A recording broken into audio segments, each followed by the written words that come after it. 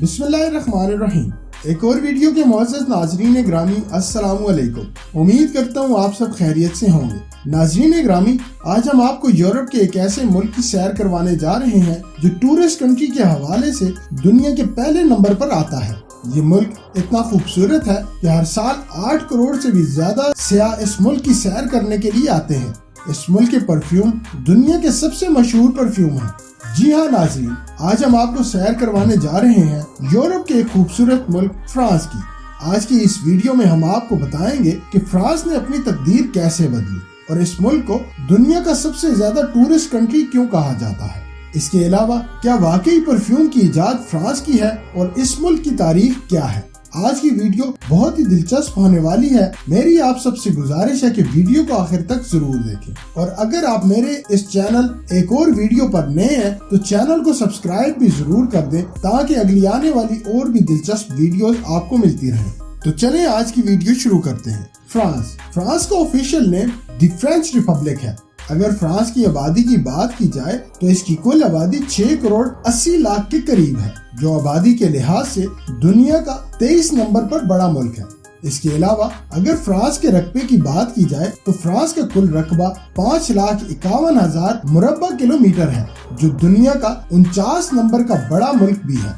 इस मुल्क में ज्यादातर लोग शहरों में रहना पसंद करते हैं। इसी वजह से इस मुल्क की 82% आबादी शहरों में आबाद है और सिर्फ 18% लोग देहात में आबाद हैं।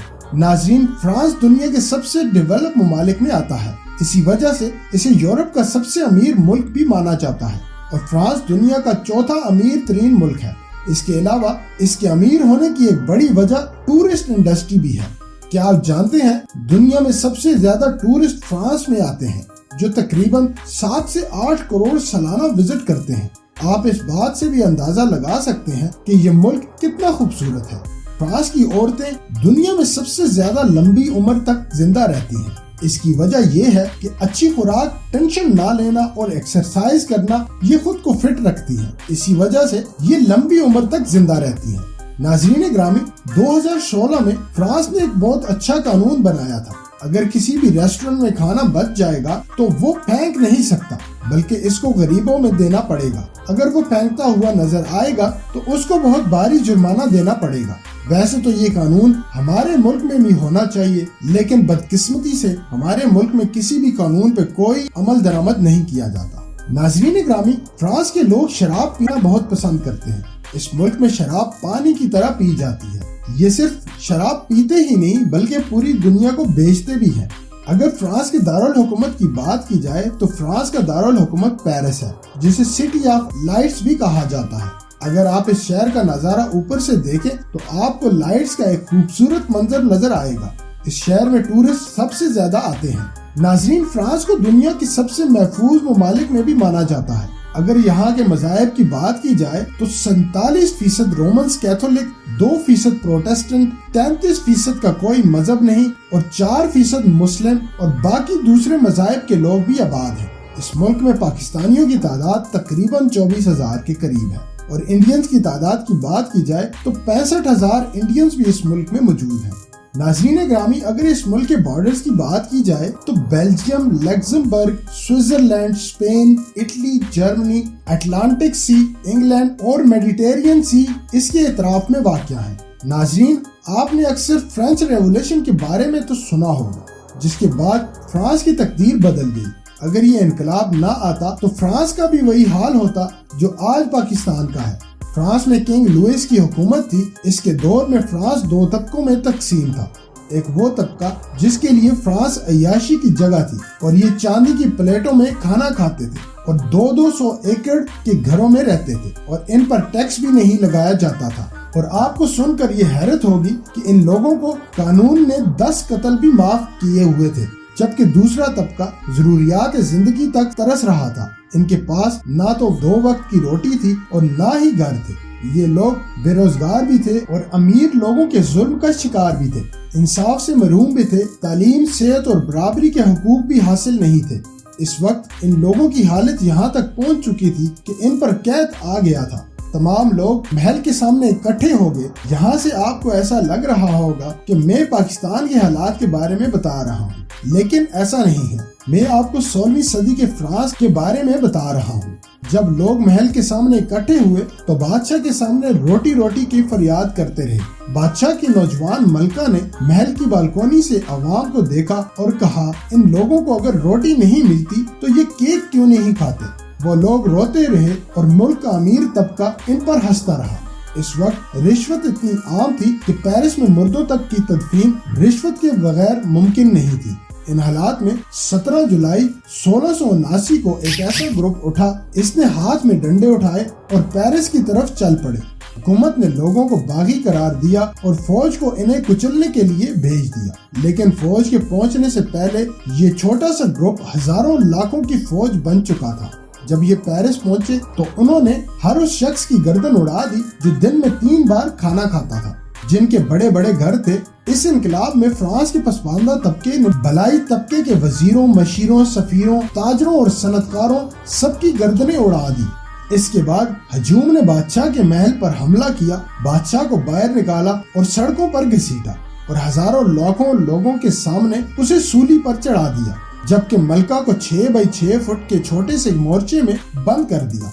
ये इनकलाब 1792 तक कायम रहा। इसके बाद फ्रांस से बादशाह हमेशा के लिए खत्म हो गई। इसे तारीख इनकलाब फ्रांस या फ्रेंच रेवोल्यूशन के नाम से भी जानती है। नाज़रीन ग्रामी, दुनिया की 2 जुबानें ऐसी हैं जिनमें कोई भी इबाहम नहीं है, एक अरबी और दूसरी फ्रेंच। क्या आप जानते हैं फ्रांस के बहुत से ब्रांड्स का नाम इसके शहरों के नाम से रखे गए हैं। आपने ग्विंची के परफ्यूम भी इस्तेमाल किए होंगे, जो पेरिस से लंदन जाने के रास्ते में एक गांव का नाम है, जहां आपको लाहौरियों की कब्रें भी मिलेंगी जो पहली जंग अजीम में बरतानिया की तरफ से लड़ते हुए इस गांव के पास मारे गए। नाज़रीन, आपने अमेरिका का स्टैचू ऑफ लिबर्टी तो अक्सर देखा होगा, कुछ पिक्चर्स में और कुछ मूवीज में। ये स्टैचू भी पेरिस में बनाया गया था और इसको लगाया भी पेरिस में गया था। लेकिन अमेरिका ने फ्रांस से कहा, हमें या तो आईफिल टावर तोहफे में दे दें या तो स्टैचू ऑफ लिबर्टी दे दें। तो फ्रांस ने स्टैचू ऑफ लिबर्टी की कुर्बानी दे दी। इसके अलावा यहाँ के लोग बहुत मेहनत करते हैं और अपने काम से काम रखते हैं, मतलब किसी के काम में दखल अंदाजी नहीं करते। नाज़रीन ग्रामी, फ्रांस के लोग स्नेल खाना भी बहुत पसंद करते हैं। एक रिपोर्ट के मुताबिक इस मुल्क में 25,000 टन सालाना स्नेल खाया जाते हैं। नाज़रीन, आज अगर परफ्यूम का कोई नाम ले तो हमारे दिमाग में सबसे पहला मुल्क फ्रांस आता है और आज पेरिस को खुशबू का शहर भी कहा जाता है। लेकिन ये परफ्यूम कब और क्यों इजाद हुआ, ये सब बहुत कम जानते हैं।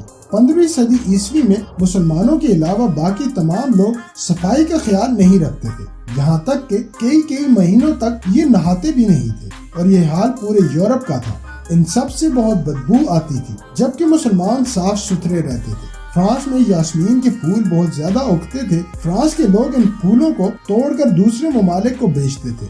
स्पेन में भी मुसलमानों की हुकूमत थी और मुसलमान खुशबू बनाना जानते थे। जब फ्रांस के लोगों ने कुर्तबा आकर मुसलमानों से इत्र जैसी खुशबू बनाना सीखी और अपने मुल्क में आकर फूलों से खुशबू तैयार करना शुरू कर दी, खुशबू बनाना भी मुसलमानों की इजाद है, जो बाद में फ्रांस के लोगों ने सीख कर दुनिया के सबसे बड़े खुशबू के ब्रांड बना लिए हैं और अरबों डॉलर कमा रहे हैं।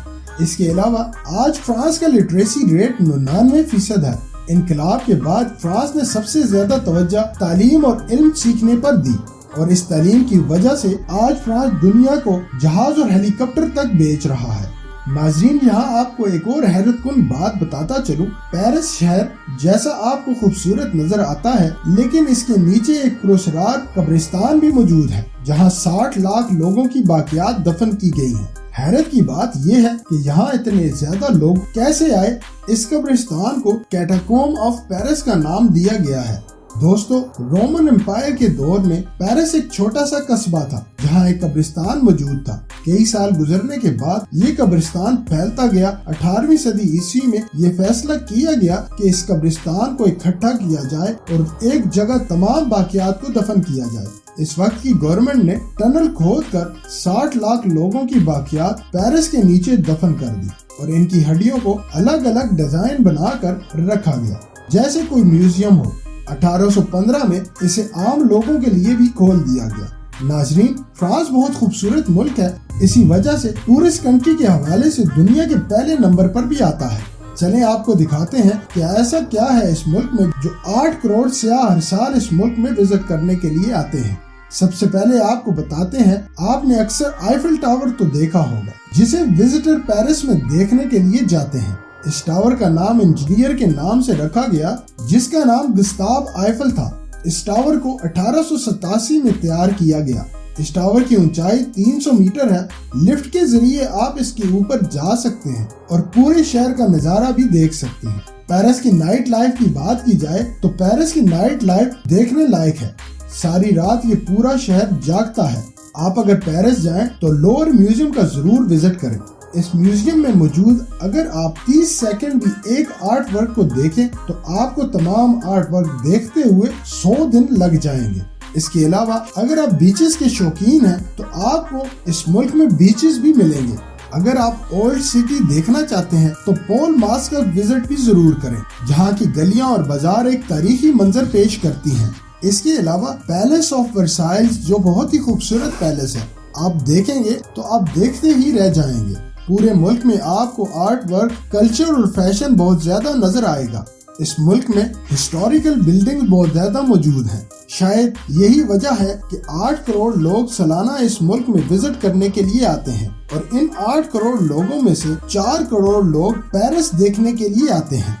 नाज़रीन ग्रामी, ये थी आज की एक और दिलचस्प और इंफॉर्मेटिव वीडियो। अगर आपको वीडियो पसंद आई हो, लाइक, सब्सक्राइब और शेयर जरूर करें और कमेंट बॉक्स में अपनी कीमती राय का इजहार भी जरूर करें। अगली वीडियो तक के लिए इजाजत चाहता हूँ। अल्लाह हाफिज।